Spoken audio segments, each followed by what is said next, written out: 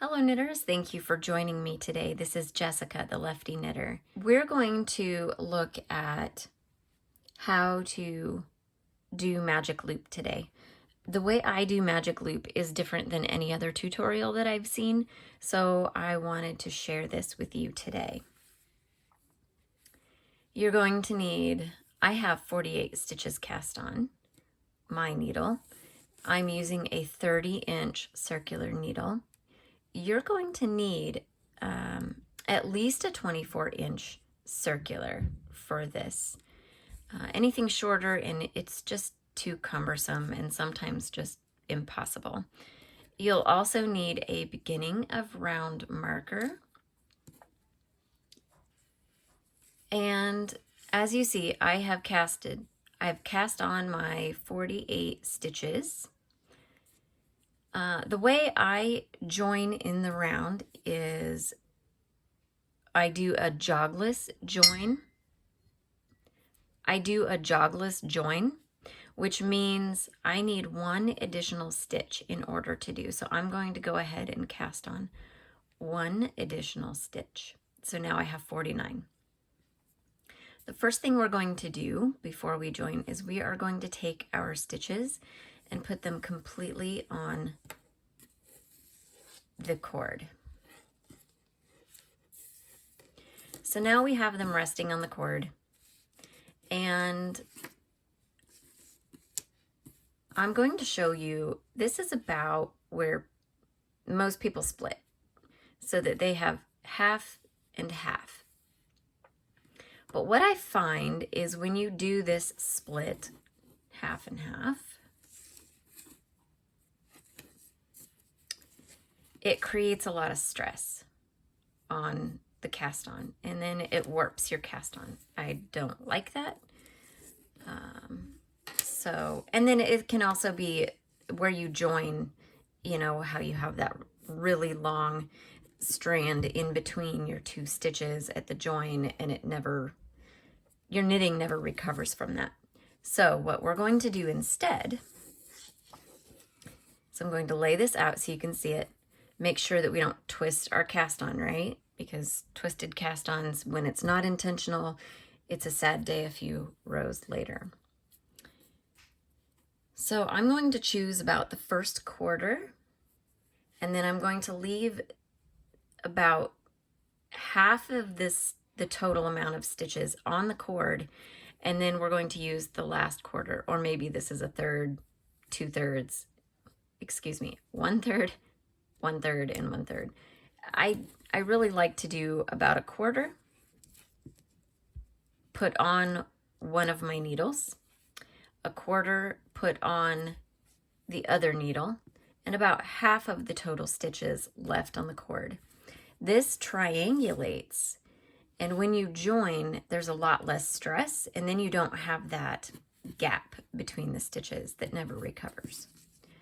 So the first thing we're going to do is we're going to go ahead and choose about a quarter of our stitches. It doesn't have to be perfect. We can make it perfect later. And then we're going to pull the cord. We just pinch and pull between the stitches. And you just pull the portion of the cord that has the needle on it.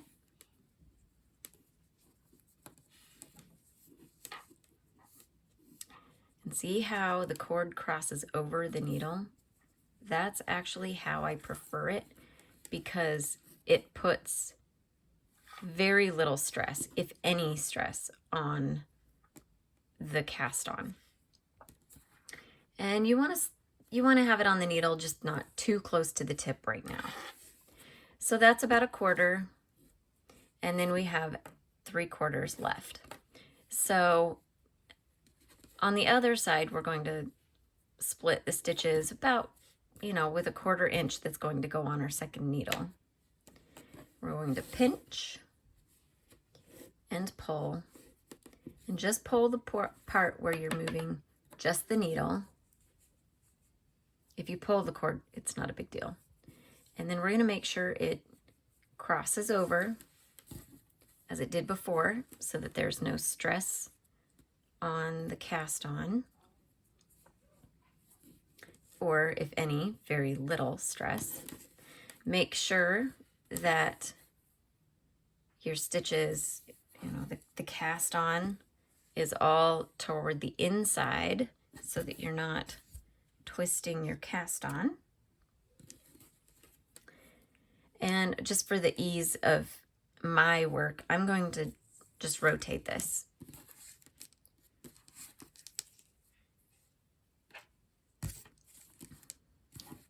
So that the needles are up. Okay, so your beginning of round marker is coming soon. See how we're going to triangulate, and we're actually not going to cause any stress at the join. This is ideal. When you do just half and half, it does cause stress at the join, and then you get caught up in the join, and you can't even learn magic loop because the join is so ugly. Okay, so I'm readying my yarn here. I'm just tensioning my yarn. You don't have to tension the yarn. You can totally leave it alone. Scooting my stitches to the ends of the tips. Here is my first cast on stitch. I did the long tail cast on. This is my very first cast on stitch. This one is my very last one. So the first thing we're going to do is we are going to slip this very first cast on stitch purlwise from the left to the right hand needle. You work very close to the tips. Don't pull it. You don't want to warp your cast on. The next thing we're going to do is we're going to take this very last cast on stitch, and you actually can pull on that. We're going to slip it over that stitch that we just slipped to the right hand needle. We're going to slip it over the stitch, and then we're going to slip it off the needle. And then, as we did with the long tail cast on, I'm just putting the tail over my thumb, putting the working yarn over my index finger, and I'm just wiggling back and forth to cinch that join nice and tight. That is the jogless join. When you're knitting in the round, you won't see it other than the tail. Now it's time for your beginning of round marker to be put on your right hand needle. We're going to go ahead and knit across our left hand needle.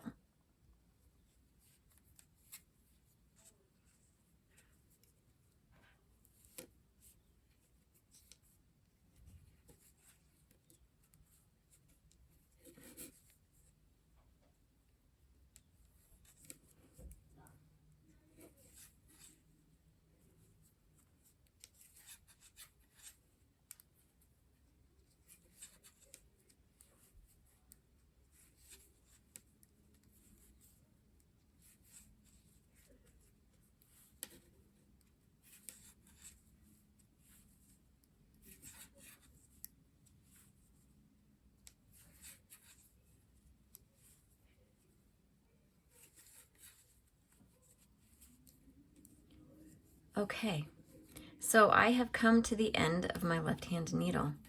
I have one empty needle and one full needle. This is where most people end up panicking. What do I do? You simply just put down your empty needle, and at the other end of your empty needle are these stitches on the cord. So you're just going to pull the cord until you've put your stitches on the needle.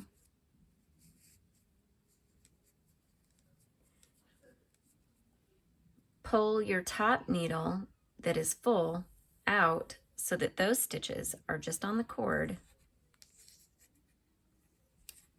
And that frees you up to be able to knit across your second needle.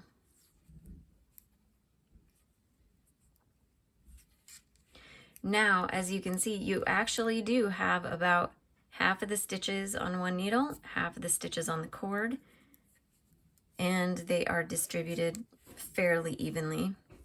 It's eyeballing. It doesn't have to be perfectly even, quite frankly. If you want it perfectly even, you know, you can most certainly, after this first round, go ahead and count your stitches and even it out.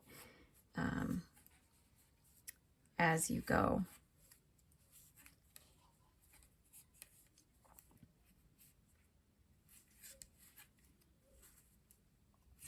So we're knitting across our second needle.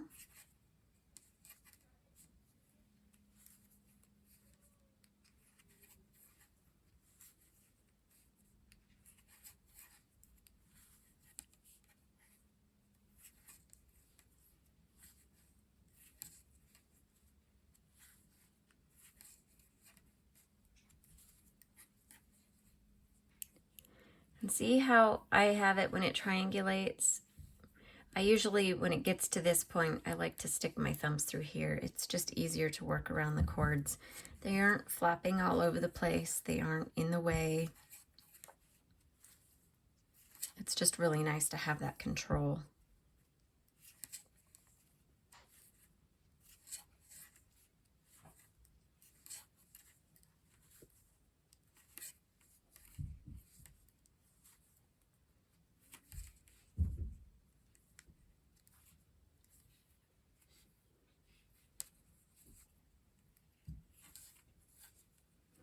Okay, so we've knit across our second needle. Again, we're just going to put our empty needle down. Go ahead and pull the cord that has the stitches on it so that we put our stitches back on the needle. And we're going to pull this top needle that is full of the stitches we just knit. Our working yarn is coming from it. We're going to go ahead and pull that out. Go ahead and turn the work so that we can knit again. And we're going to go ahead and knit the last quarter of our stitches.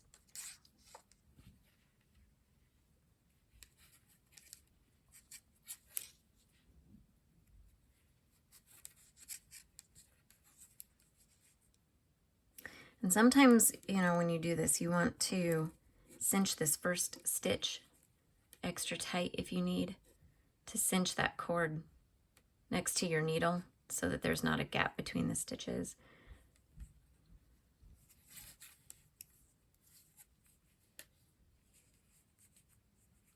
Just depends on how tight or loose of a knitter you are. Sometimes it'll change, you know.